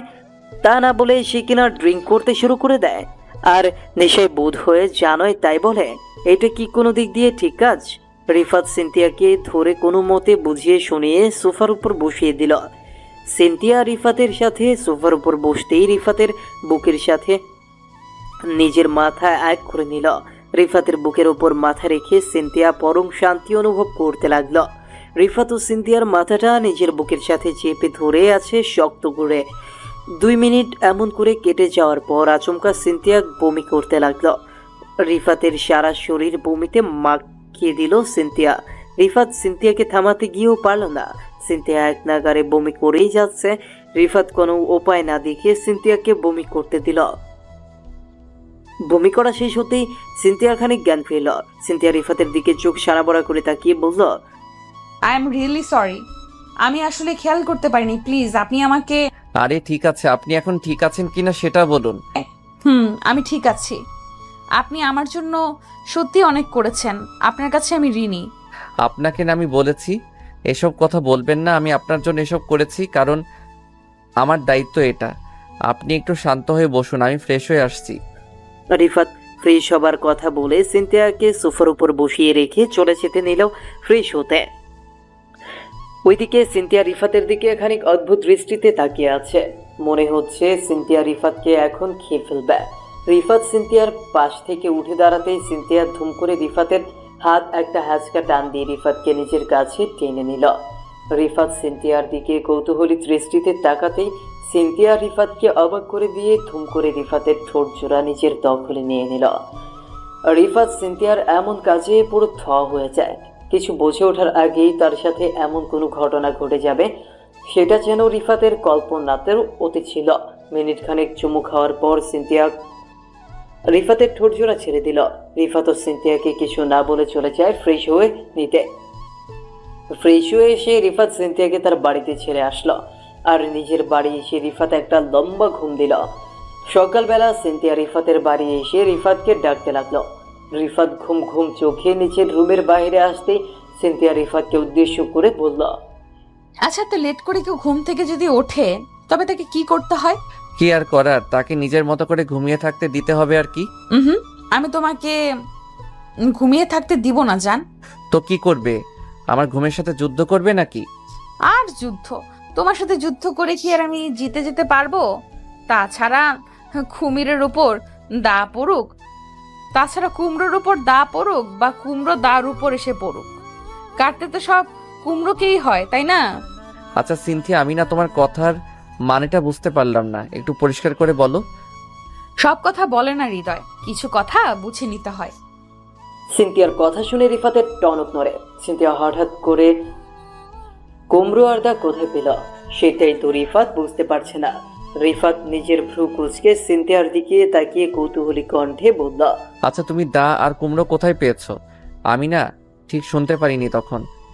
আরে কোথায় আবার, তোমার প্যান্টের ভেতর থেকেই পেয়েছি। মানে এসব কি সিনথিয়া? আমি তো বারবার করে বারণ করেছি আমার সাথে ফাইজলামি করবে না, আমার সাথে তোমার কানে যায় না, তাই না? না, তোমার সমস্যা, আমি না তোমার সমস্যাটা বুঝি না। আমার কথার সম্পূর্ণ মানে না বুঝে কথা বলো তুমি। আমি বোঝাতে চেয়েছি তোমার পকেট থেকে যে ফোনটা বের হয়েছে সেটার মধ্যে দেখেছি। ও তাহলে ফোনে বললেই তো হতো, অযথা উল্টাপাল্টা কথা বলে আমার মাইন্ড মোটিভ অন্যদিকে ডাইভার্ট করার কি দরকার ছিল? আমি তোমার মাইন্ড নিয়ে কিছুই করিনি, বরং তোর নিজের মাইন্ডটাই খারাপ, তাই তো উল্টাপাল্টা কথা ভাবছো। আমি না কিছুই উল্টাপাল্টা ভাবিনি। এখন শোনো, আমার রুম থেকে যাও তুমি, আমি একটু কাজ করব। কেন? কি কাজ করবে যেটা আমার চোখের সামনে করতে পারবে না তুমি? কেন গো, আমার কি জরুরি কোনো কাজ থাকতে পারে না? তোমার জরুরি কাজ তো একটাই, ল্যাপটপে বিভিন্ন খারাপ ভিডিও দেখা। আমি জানি না ভেবেছো? আমি সব জানি। তুমি এত কিছু কি করে জানো? মানে আমি নিজেও যেটা জানি না তুমি সেটা আগে থেকেই জেনে যাও কি করে? জানতে হয়। সব দিকে যদি নজর না রাখি তাহলে কি চলে নাকি বলো? শোনো, 1 মিনিট সময় দিলাম। যদি আমার রুম থেকে তুমি বিদায় না নাও তবে কি হবে সেটা তোমার কল্পনার বাহিরে। এই আমি তোমাকে বলে দিচ্ছি। ধুর, আর ভালো লাগে না। সব সময় আমার সাথেই তুমি এমনটা করতে থাকো। ইচ্ছে করে কি যে করে ফেলি। আর আসবো না কখনো তোমার রুমে। আসছি যত সব। সিনথিয়া খানিক অভিমান ও রাগ করে রিফাতের রুম থেকে বেরিয়ে চলে যায়। রিফাতের রুম থেকে সিনথিয়া চলে যাওয়ার পর রিফাত মুচকে একটা হাসি দিল। রিফাতের কাছে সকল কিছু ভীষণ অদ্ভুত লাগছে। রিফাত কিছুতেই বুঝতে পারছে না যে সিনথিয়া এতটা ফ্রি হলো কি করে। সিনথিয়া রিফাতের সাথে এমন করে কথা বলছে যেন সিনথিয়া এখন তাদের ঘরের লোক হয়ে গেছে। তাছাড়া কাছের মানুষ ছাড়া কি কেউ এমন করে কথা বলে? রিফাত সিনথিয়ার কথা ভেবে মুচকি হাসির রেখা নিজের ঠোঁটের ওপর এঁকে নিতেই রিফাতের ফোনে একটা কল চলে আসলো। রিফাত নিজের ফোনটা হাতে নিতেই একটু অবাক হয়ে গেল। একটা অপরিচিত নাম্বার থেকে রিফাতের ফোনে কল এসেছে। রিফাত কলটা পিক করতে ফোনের ওপাশ থেকে রিফাতকে উদ্দেশ্য করে একটা মেয়েলি কণ্ঠস্বর ভেসে আসে। রিফাতকে উদ্দেশ্য করে মেয়েটি বলল, হ্যালো মিস্টার রিফাত, আমি ঈশা। ঈশা মানে? ও হ্যাঁ, মনে পড়েছে সেই পার্টির। একদমই তাই। কি খবর আপনার? আমাকে মনে রেখেছেন নাকি ভুলে গেছেন? আরে মিস, কি সব বলছেন? আপনাকে আমি বলতে পারি? আমার মনে ঠিক আপনি আছেন। যাক, ভালো লাগলে এই দেখে যে আপনি আমাকে মনে তো রেখেছেন। কিছু মানুষ তো ভুলে যায়। আরে তেমন ব্যাপার না। তা আমাকে হঠাৎ করে কি জন্য মনে পড়লো? কেন, মনে পড়াটা কি উচিত হয়নি? না তেমন না, মনে করাটা উচিত। তবে কি ব্যাপারে সেটা জানতে চাইছি। এই একটু কথা বলার জন্য। তা আজ বিকেলে কি ফ্রি আছেন? মানে দেখা করা যাবে কি? ফ্রি মানে? রিফাত সম্পূর্ণ কথাটা বলে শেষ করার আগেই রিফাতের পেছন থেকে সিনথিয়া এসে রিফাতকে উদ্দেশ্য করে বলে উঠল, কি ব্যাপার? কার সাথে কথা বলছিস তুই? এত মিষ্টি মিষ্টি কথা বলছিস কার সাথে? আচমকা সিনথিয়ার গলা পেতেই রিফাত হকচকিয়ে উঠল। সিনথিয়া একদম তুই করে বলতে শুরু করেছে। রিফাতকে এমন করে সিনথিয়ার মুখ থেকে তুই শব্দটা শোনার পর রিফাত থ মেরে যায়। রিফাত হকচকিয়ে উঠে ফোনটা কেটে দিয়ে সিনথিয়ার দিকে দৃষ্টিপাত করে কৌতূহলী কণ্ঠে বলে, এসব কি কথা সিনথিয়া? আপনি সরাসরি আমাকে তুই করে বলতে শুরু করেছেন? হুম, আমি তো আপনার সাথে কখনো এমন করে। Shut up. আমি তোকে তুই করে বলতেই পারি, কারণ আমি তোর সিনিয়র। আর শোন, তুই আমাকে আপনি করে নয়, তুমি করে বলবি। আচ্ছা ঠিক আছে, সেসব না হয় বলবো, কিন্তু তুমি আমাকে এসব কি ভাষায় কথা বলছো? আমি কার সাথে কথা বলছি সেটা জেনে তুমি কি করবে? তাছাড়া আমি কি অন্য কারোর সাথে কথা বলতে পারবো না নাকি? না, পারবি না। আমাকে ছাড়া অন্য কারোর সাথে কথা বলতে পারবি না তুই। তুমি কে গো? আমি কেন তোমার কথা শুনতে যাব? শোনো, আমার উপর না আমার বাবা মায়েরও কন্ট্রোল নেই। তুমি কে যে তোর কথা মতো কাজ করতে হবে আমায়? আমি তোর অফিসিয়ালি গার্ডিয়ান, সো আমার কথা মতোই চলতে হবে তোকে। এমন গার্ডিয়ানকে না আমি। রিফাত সম্পূর্ণ কথাটা শেষ করার আগেই ধুম করে সিনথিয়া রিফাতের দিকে তেড়ে এগিয়ে আসলো। সিনথিয়া রিফাতের দিকে তেড়ে এগিয়ে আসতে রিফাত খানিক ভয় পেয়ে গিয়ে নিজের হাত ওপরের দিকে তুলে নিল। আর রিফাত নিজের হাত উপরের দিকে তুলে নিতেই সিনথিয়া রিফাতের চোখের দিকে তাকিয়ে মুচকি একটা হাসি দিয়ে ধুম করে রিফাতকে জড়িয়ে ধরল। সিনথিয়া আর রিফাতকে জড়িয়ে ধরে একটা প্রশান্তের নিঃশ্বাস ফেলতেই রিফাত থ মেরে গেল। রিফাত এসবের জন্য মোটেও প্রস্তুত ছিল না। রিফাত বরাবর নিজের কাজিন ভেবে এসেছে সিনথিয়াকে। সেই জায়গা থেকে সিনথিয়া এমন এক কাণ্ড ঘটাবে এটা যেন রিফাতের মোটেও হজম হচ্ছে না। রিফাত সিনথিয়াকে কিছু বলতে যাবে তার আগেই সিনথিয়া রিফাতকে উদ্দেশ্য করে বলল, রিফাত, আজ তোকে একটা কথা বলবো। আমি সাহস হচ্ছিল না তাই জড়িয়ে ধরলাম। বিশ্বাস কর, আমি জানি না আমি যেটা বলবো সেটা ঠিক কিনা, কিন্তু এটা সত্যি। আমি তোকে ছাড়া বাঁচতে পারবো না। আমি তোকে ভালোবাসি রিফাত। সিনথিয়ার মুখ থেকে ভালোবাসার কথা শোনার পর রিফাতের বুকের ভেতর কেমন যেন করে উঠল। রিফাত বুঝতে পারল না যে তার বুকের মাঝে হঠাৎ করে এমন করে উঠল কেন। এক অদ্ভুত অনুভূতি রিফাতের মনের মাঝে কাজ করছে। মনে হচ্ছে রিফাত আজ সম্পূর্ণভাবে পাগল হয়ে গেছে। কিন্তু এখন তো রিফাত সিনথিয়াকে নিজের মনের কথা বলবে না। যদিও রিফাত সিনথিয়াকে ভালোবাসে ঠিক, তবে সে এখন নিজের ভালোবাসার কথাটা প্রকাশ করবে না। সিনথিয়াকে আরো বেশি করে জ্বালাতন করে তারপর রিফাত সিনথিয়াকে নিজের ব্যাপারে বলবে। রিফাত আলতো করে সিনথিয়াকে নিজের বুকের ওপর থেকে সরিয়ে দিয়ে সিনথিয়াকে উদ্দেশ্য করে বলল, সিনথিয়া, তুমি আমাকে প্লিজ ছেড়ে দাও। তুমি যেটা বলছো সেটা কখনো হবে না। আমি তোমাকে ভালোবাসতে পারবো না। মানে এতদিন তুমি যে আমার নামের উপর পাগল হয়ে যেতে, সেটা তবে কি ছিল? কি ছিল মানে? বন্ধুত্ব থেকে আর বেশি কি হবে? তাছাড়া এসব রিলেশনের উপর আমার কোনো ভরসা নেই। রিফাতের মুখ থেকে এমন কথা শুনতে হবে এটা যেন সিনথিয়া মোটেও প্রত্যাশা করেনি। সিনথিয়া চমকে গিয়ে ছলো ছলো চোখে রিফাতের দিকে দৃষ্টিপাত করল। সিনথিয়া ভাবছে যে রিফাত তার সাথে হয়তো মজা করছে, তা না হলে কখনো রিফাত সিনথিয়ার সাথে এমন করে কথা বলতো না। সিনথিয়া রিফাতের শার্টের কলার চেপে ধরে রিফাতকে উদ্দেশ্য করে কাঁপা কাঁপা গলায় বলল, এই রিফাত, সত্যি করে বলো না যে তুমি আমাকে ভালোবাসো। আমি তোমার সব কিছু, প্লিজ আমার সাথে মজা করো না। আরে, আমি তোমার সাথে মজা করতে যাব কেন? আমার কি আর কোনো কাজকর্ম নেই নাকি? আমি সত্যিই বলছি, আমি তোমাকে ভালোবাসি না। আচ্ছা ঠিক আছে, আমাকে ভালোবাসতে হবে না, তুমি আমাকে বিয়ে করো, একটু একটু করে ভালোবাসা হয়ে যাবে। হোয়াট? এখানে কি ফাজলামি হচ্ছে? মানে আমি যাকে ভালোবাসি না তাকে আমি বিয়ে করব? রিফাতের এবারের বলা কথাগুলো সিনথিয়ার বুকের ভেতরে বিধি যেতে লাগলো। সিনথিয়া নিজের চোখের জলকে সামলাতে পারছে না, প্রচন্ড কান্না পাচ্ছে তার। সিনথিয়া আসলেই বোকা। একটা বিবাহিত ডিভোর্সি মেয়েকে কি কেউ কখনো বিয়ে করতে পারে? তাও আবার রিফাতের মতো একটা ছেলে যে হাত বাড়িয়ে দিলে কয়েক হাজার সিনথিয়া চলে আসবে। সে রিফাত কিনা এমন একটা মেয়েকে বিয়ে করবে? সিনথিয়া আপন মনে এইসব চিন্তা করতেই কয়েক ফোঁটা লোনা জল সিনথিয়ার চোখের পাতা বেয়ে নিচে গড়িয়ে পড়ল। সিনথিয়া কান্না ভেজা কণ্ঠে রিফাতকে উদ্দেশ্য করে বলল, সরি, আমি আসলে একটু বেশি চিন্তা করে ফেলেছিলাম, আমাকে ক্ষমা করে দিও রিফাত। সত্যি আমি তোমার যোগ্য না। সেটাই তো আমি তখন থেকে বলছি, আমি তোমার যোগ্য না। তোমার মতো একটা মানুষকে নিজের জীবনে এমনি এমনি পাওয়া যায় না, অনেক কিছু করার পর পেতে হয়।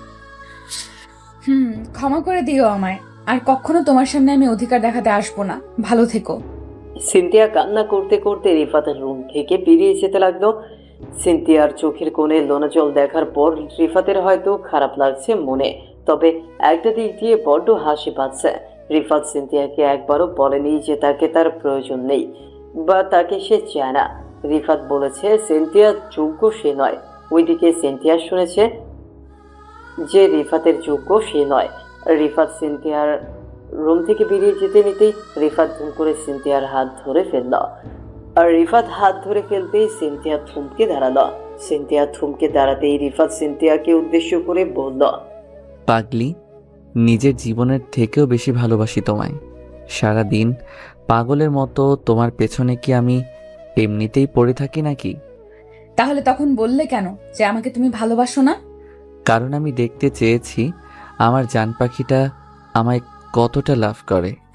ওকে বজ্জাত, তাই আজ তো তোমার অবস্থা আমি শেষ করে দিব। সিনথিয়া কথাটা বলতেই রিফাতের বুকের ওপর কিল ঘুষি মারতে লাগলো।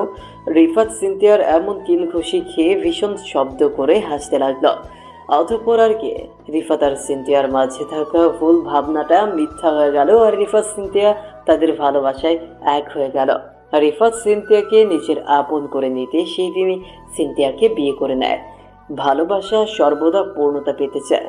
যদিও রিফাতের বাবা মা সহ বাড়ির কেউই বিয়েটা হোক সেটা চায়নি, তবে রিফাত সকলের ভাবনাটা ভুল প্রমাণ করে দিয়ে সিনথিয়াকে আপন করে নেয়।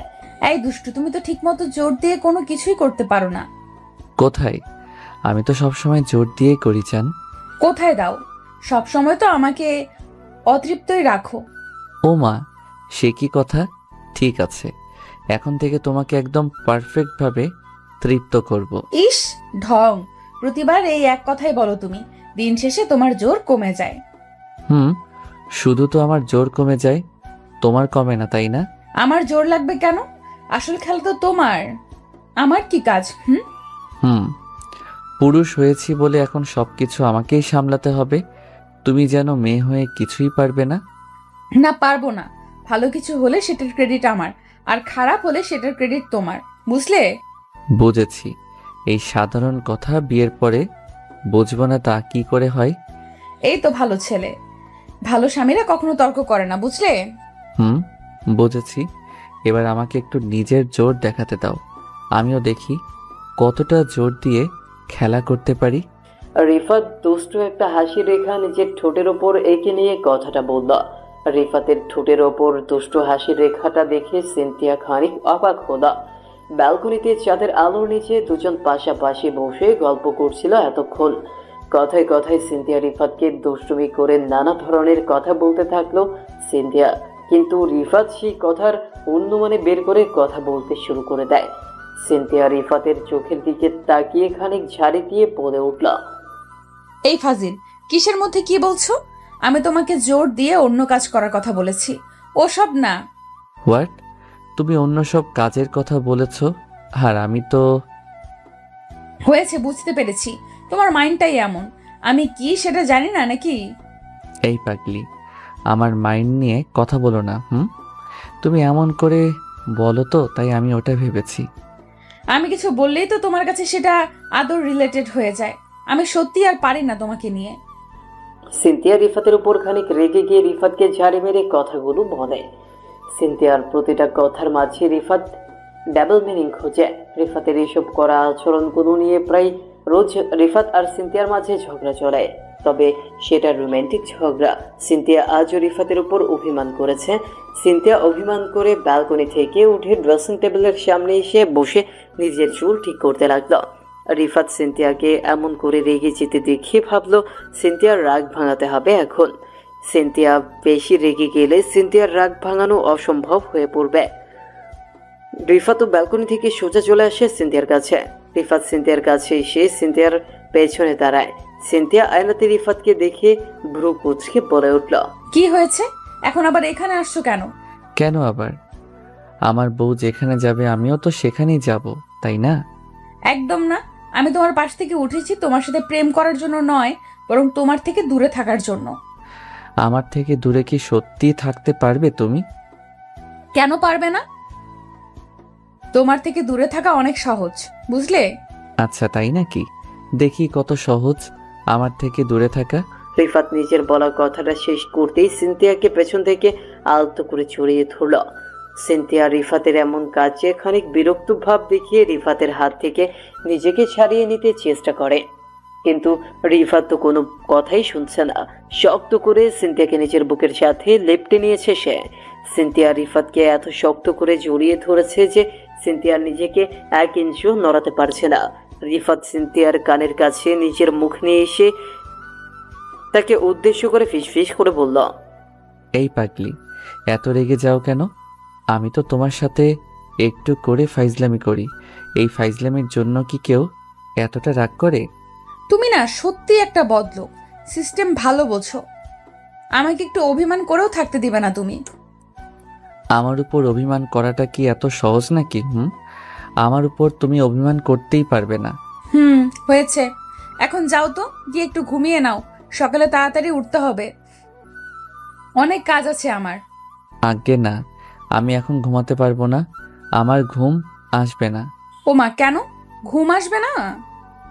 রাত হয়েছে, এখন ঘুমাবে না তো কি করবে? কি করব মানে? ভরা যৌবন বয়সের একটা তরুণ ছেলেকে বিয়ে করে জিজ্ঞেস করছো কি করব? মানে এটাও কোনো কথা হলো? ছি ছি, এমন করে কথা বলতে লজ্জা করছে না তোমার? নিজের স্ত্রীর সামনে লজ্জা পায় যেজন, কে বলে তাহারে পুরুষ? নারী সেইজন। লজ্জা নারীর ভূষণ, পুরুষের নয়। হায় আল্লাহ, এই বেটা দেখি সব কিছু জেনে শুনে পরিপূর্ণ জ্ঞান নিয়ে এসেছে। এখন আমি কি করব? তেমন কিছু করার নেই। আমি এখন তোমাকে আদর করব, সেটাই তোমাকে দেখাতে হবে। রিফাত নিজের কথাটা শোনা মাত্রই ধুম করে সিনথিয়াকে নিজের কোলে তুলে নিল। রিফাত সিনথিয়াকে নিজের কোলে তুলে নিয়ে গোল গোল ঘুরতে লাগলো। রিফাত এক কথায় সিনথিয়া বলতে পাগল। সিনথিয়ার জন্য সারাদিন তার মাথায় হাজার পাগলামি ঘোরে। সিনথিয়া রিফাতের এইসব পাগলামি দেখার পর বুঝতে পারে যে সত্যিকারের ভালোবাসা কাকে বলে। এখন আর কখনো সিনথিয়ার মাথায় নিজের অতীত আসে না। ভালোবাসা পাবার পর থেকে সিনথিয়া রিফাত বলতে পাগল হয়ে ওঠে। ভালোবাসার রং যেন তাদের দুটি প্রাণকে তৃপ্ত করেছে। সিনথিয়ার কাছে এই ভালোবাসা এতটা বছর হয়তো ছিল না, কিন্তু আজ ভালোবাসা পাবার পর সিনথিয়ার মনে হচ্ছে বিধাতা হয়তো এই ভালোবাসার প্রিয় মানুষটিকে তার জীবনে ফিরিয়ে দেওয়ার জন্যই তাকে এতটা কষ্ট দিয়েছে। আসলে কথায় আছে না, কষ্টের পর সুখ আসে। আজ সিনথিয়া সেই সুখটাই উপভোগ করছে। সিনথিয়া রিফাতের গলা শক্ত হাতে জড়িয়ে ধরে রিফাতের চোখের দিকে তাকিয়ে আছে। এই চোখের ভাষা পড়ার চেষ্টা করছে সিনথিয়া রিফাতের চোখের দিকে। যখনই সিনথিয়া তাকায় তখনই রিফাতের চোখের মায়ায় সে পড়ে যায়। এতটা মায়া কোনো পুরুষের চোখে থাকতে পারে, সেটা যেন রিফাতকে না দেখলে হয়তো সিনথিয়া বিশ্বাসই করতে পারতো না। রিফাত সিনথিয়াকে কোলে করে নিয়ে যায় বিছানায়। আলতো করে সিনথিয়াকে বিছানায় শুইয়ে দিয়ে রিফাত নিজের টি শার্ট খুলে ফেলে দিতেই সিনথিয়া আলতো করে নিজের হাত রাখে রিফাতের বুকের উপর। সিনথিয়ার হাতের ছোঁয়া রিফাতের বুকের উপর পড়তেই রিফাতের সারা শরীর কেঁপে উঠল। শরীরের লোমগুলো আচমকা দাঁড়িয়ে যায় রিফাতের মনের মাঝে সে অদ্ভুত ভালো লাগার অনুভূতির জন্ম হয় সিনথিয়ার হাতের ছোঁয়ায়। সিনথিয়ার শোয়া থেকে খানিক উঠে নিজের ঠোঁটজোড়া রিফাতের উন্মুক্ত বুকের সাথে ঠেকিয়ে দিয়ে ভালোবাসার পরশ এঁকে দিল রিফাতের বুকে। রিফাত সিনথিয়ার মাথাটা আলতো করে নিজের বুকের সাথে চেপে নিয়ে সিনথিয়াকে উদ্দেশ্য করে ভীষণ অদ্ভুত কাঁপা কাঁপা কণ্ঠে সিনথিয়াকে উদ্দেশ্য করে বলে উঠল, এই পাগলি, কি করছো? এমন করে আমাকে চুমু খেলে যে আমি পাগল হয়ে যাব জান। আমি যে আর নিজের মাঝে থাকতে পারবো না। তোমাকে পাগল করে দিতেই তো আমি এমন করে চুমু খাচ্ছি। আমাকে পাগল করে দিলে কি আমাকে সামলাতে পারবে? কেন পারবো না? আমি সব কিছু সামলাতে পারি, আর আপনাকে সামলানো আমার কাছে অত কঠিন কিছু না। উফ, তাই? দেখি কেমন করে সামলাও আমায়। আমিও কম না, এটা ভুলে যেও না। রিফাত নিজের কথাটা শেষ করে সিনথিয়ার গোলাপি রঙের ঠোঁটের দিকে তাকালো। সিনথিয়া রিফাতের গোলাপি রঙের ঠোঁটের দিকে দৃষ্টিপাত করতেই দেখতে পেল সিনথিয়ার ঠোঁট জোড়া আলগা হয়ে আছে। হয়তো সিনথিয়া নিজের ঠোঁট আলগা করে রেখে রিফাতকে ডাকছে তার কাছে ভালোবাসার পরশ দেওয়ার জন্য। রিফাত সিনথিয়ার এই ডাককে এড়িয়ে যেতে পারবে না। রিফাত সিনথিয়ার পিঠের নিচে নিজের হাত ঢুকিয়ে দিয়ে একটা হ্যাঁচকা টান দিয়ে সিনথিয়াকে নিচের উপর নিয়ে আসলো। সিনথিয়াকে নিজের বুকের উপর নিয়ে আসতেই সিনথিয়া ধুম করে নিজের ঠোঁটজোড়া দিয়ে রিফাতের ঠোঁটজোড়া শক্ত করে চেপে ধরল। সিনথিয়া পরম আবেশে নিজের ঠোঁট দিয়ে পরপর অনেকগুলো চুমু এঁকে দিল রিফাতের ঠোঁটের উপর। রিফাত নিজেও সিনথিয়ার ঠোঁটের উপর ভালোবাসার পরশ এঁকে দিতে লাগল। দুজন যেন উন্মাদ পাগল হয়ে উঠল। অনেক সময় ধরে তাদের চুমু খাওয়ার পর্ব চলার পর সিনথিয়া রিফাতকে উদ্দেশ্য করে মলিন কণ্ঠে বলতে লাগল, আর এই দুষ্টু আর কতক্ষণ নিচে পড়ে থাকবে? এবার আসল কাজটা করো, আর তো অপেক্ষা করা যাচ্ছে না। আসল কাজ আবার কি? ফাজলামি করো আমার সাথে। আমি কিন্তু তোমাকে আগেই বলে দিচ্ছি, আমি রেগে গেলে কিন্তু আবার ঝামেলা হয়ে যাবে। তুমি এত রেগে যাও কেন বলো তো? আমি একটু ফাইজলামি করলেই শুরু করে দাও তুমি। আমার কিন্তু এসব একদম পছন্দ না। তোমার পছন্দ হোক বা না হোক সেটা আমার দেখার বিষয় নয়। তুমি আমাকে পরিষ্কার করে বলো, আমাকে আদর করবে কি না? উফ পাগলি, আমার একটু গরম করতে দেয় না। করছি আদর। শুধু আদর করলেই হবে না, আমাকে ভালোবাসা দিয়ে সারা দিন রাত ওই বুকে থাকতে দিতে হবে। ইস, এত পারবো না। তাছাড়া আমি কখনো আমার বুকের মাঝে সারা দিন রাত ধরে কাউকে রাখি না। ও মা, কেন? আমি কি অন্য কাউকে তোমার বুকের মাঝে রাখতে বলেছি নাকি? আমি বলেছি আমাকে নিজের বুকের মাঝে রাখবে। আমিও তো সেটাই বলছি। অন্য কাউকে রাখতে আমার অসুবিধা নেই, তবে তোমাকে রাখতে একটু অসুবিধা আছে। তাই না? এই কথাটা বলতে পারলে তুমি? জি, পারলাম। কেন পারবো না বলুন? আমি পুরুষ মানুষ, আমি সব কিছু বলতে পারি। ঠিক আছে, আজকের পর থেকে আমার সাথে আর একটাও কথা বলবে না তুমি। তোমার সাথে আমার সারা জীবনের জন্য আড়ি। সিনথিয়া কথাটা শেষ করতেই নিজের গাল ফুলিয়ে নিল। সিনথিয়ার গাল ফুলানোটা দেখার পর রিফাত আর নিজের হাসি চাপিয়ে রাখতে পারল না। একদম ছোট্ট বাচ্চার মতো লাগছে সিনথিয়াকে। সিনথিয়াকে আলতো করে জড়িয়ে ধরে রিফাত সিনথিয়ার কপালে ভালোবাসার পরশ এঁকে দিতেই সিনথিয়ার অভিমানটা ভেঙে গেল। রিফাত সিনথিয়াকে উদ্দেশ্য করে মলিন কণ্ঠে বলল, এই পাগলি, আমার বুকের মাঝে শুধুমাত্র তোমার ঠাঁই হবে। তুমি ছাড়া আর কেউ কখনো আমার বুকের মাঝে জায়গা পাবে না জান। সত্যি যদি তাই হয় তবে বললে কেন যে অন্য কাউকে রাখবে তোমার বুকে? ওসব তো আমি মজা করে বলেছি, সত্যি তো হলো অন্য কিছু। আমাকে যদি তুমি কখনো এড়িয়ে যাও বা তোমার ওই বুকে আমি ব্যতীত অন্য কেউ কখনো জায়গা পায়, তবে সেই দিনটাই আমার জীবনের শেষ দিন হবে। সিনথিয়া কথাটা বলতেই রিফাতকে শক্ত করে জড়িয়ে ধরল। ভালোবাসা সত্যিই অদ্ভুত হয়। কখন ভালোবাসা তার প্রিয়জনকে নিজের কাছে টেনে নেবে সেটা বলা মুশকিল। সিনথিয়ার এত বড় একটা অতীত থাকার পরেও রিফাত কখনো সেসব চিন্তা করেনি। রিফাত শুধুমাত্র সিনথিয়ার থেকে এটাই প্রত্যাশা করেছিল, আর সেটা হলো ভালোবাসা। সিনথিয়া নিজের জীবন সঙ্গী হিসেবে রিফাতের মতো কাউকে পেয়ে নিজেকে ধন্য মনে করতে লাগলো।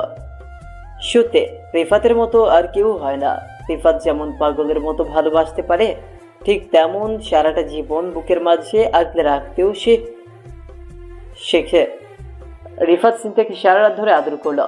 সকালবেলা সিনথিয়ার ঘুম ভেঙে যেতেই সিনথিয়া দেখতে পেল রিফাত তাকে শক্ত করে নিজের বুকের সাথে লেপ্টে জড়িয়ে ধরে আছে। রিফাতকে এমন করে জড়িয়ে ধরতে দেখে সিনথিয়া রিফাতের বুকের উপর নিজের ঠোঁটজোড়া আলতো করে ছুঁয়ে দিয়ে রিফাতকে উদ্দেশ্য করে মৃদু কণ্ঠে বলল, এই ফাজিল দুষ্টু জামাই আমার, সকাল হয়ে গেছে, এবার আমাকে একটু উঠতে দাও। সরি, আমি একবার ধরলে ছাড়ার নাম কখনো মুখে নেই না। ওরে বজ্জাত, জেগেই আছো দেখছি। জি, আমি জেগে আছি, তবে ঘুম থেকে উঠতে চাইছি না। এটা কি কথা? বাড়ির কত কাজ পড়ে আছে জানো? তাছাড়া সারা রাত আদর খাওয়ার পর ফ্রেশও হতে দাওনি, এখন তো ফ্রেশ হতে দাও। না, দিব না। আমার বউকে আমি সারা দিন ধরে আদর করব, ইচ্ছে হলে মাথায় তুলে রাখবো, তাতে কার কি? উফ ফাজিল, কারোর কিচ্ছু না, তোমার যা ইচ্ছা হয় করতেই পারো, কিন্তু আমারও তো কিছু কাজ থাকতে পারে, বলো। ওকে ফাইন, কাজ করবে ঠিক আছে, করে নাও, তবে কাজ করার আগে আমাকে আমার পাওনাটা বুঝিয়ে দাও। তোমার পাওনা মানে? আমি ঠিক বুঝতে পারলাম না। না বোঝার কি আছে শুনি। আমার পাওনা বলতে আমার এখন মিষ্টি চাই, আমাকে মিষ্টি দাও, আমি ছেড়ে দিচ্ছি। না ছাড়লে আমি মিষ্টি নিয়ে আসবো কোথা থেকে?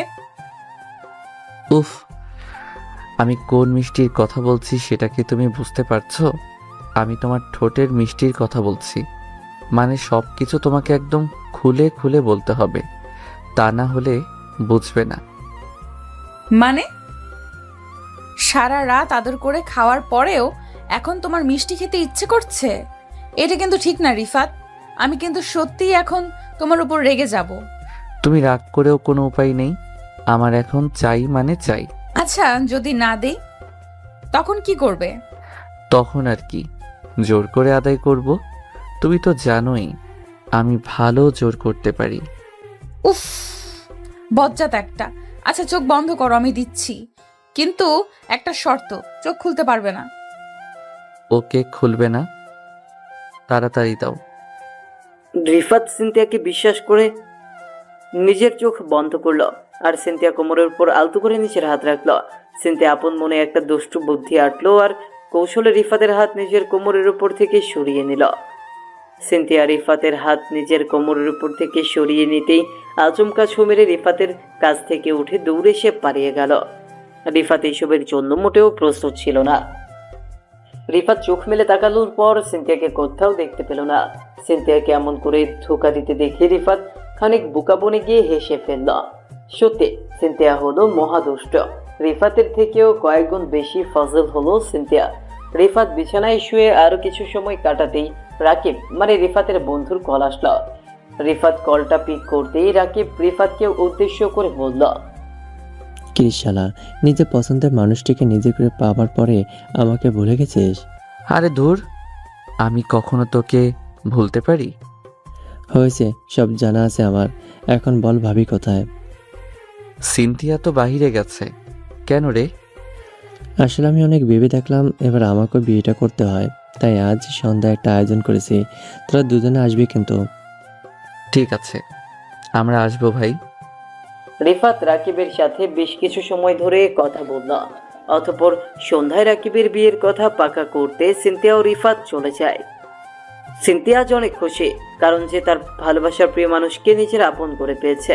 রিফাত আর সিনথিয়ার বিয়ের পর তাসরিফ মানে সিনথিয়ার প্রাক্তন স্বামীর সাথে রিফাতের দেখা হয়। সিনথিয়াকে এত খুশি দেখে ওর তো অবস্থা দেখার মতো হয়েছিল। অতঃপর রিফাত আর সিনথিয়ার ভালোবাসা পূর্ণতার আলো পেল। আমাদের এই সমাজে কোনো মেয়ের ডিভোর্স হলে আমরা সরাসরি মেয়েটিকে দোষারোপ করি। আসলে যেটা অন্যায় ভুল সবার হতে পারে, আর একটা মেয়ে কখনো ডিভোর্সের জন্য দায়ী থাকে না, দায়ী সমানভাবে একটা ছেলেও। তাই এককভাবে কখনো কোনো কিছুর জন্য একজনকে দায়ী করা থেকে বিরত থাকতে হবে, তবেই সমাজটা ঠিক হবে। রিফাত আর সিনথিয়ার সামনের দিনের জন্য সবাই দোয়া করবেন, তারা যেন সবসময় এমন করেই ভালোবাসায় থাকতে পারে।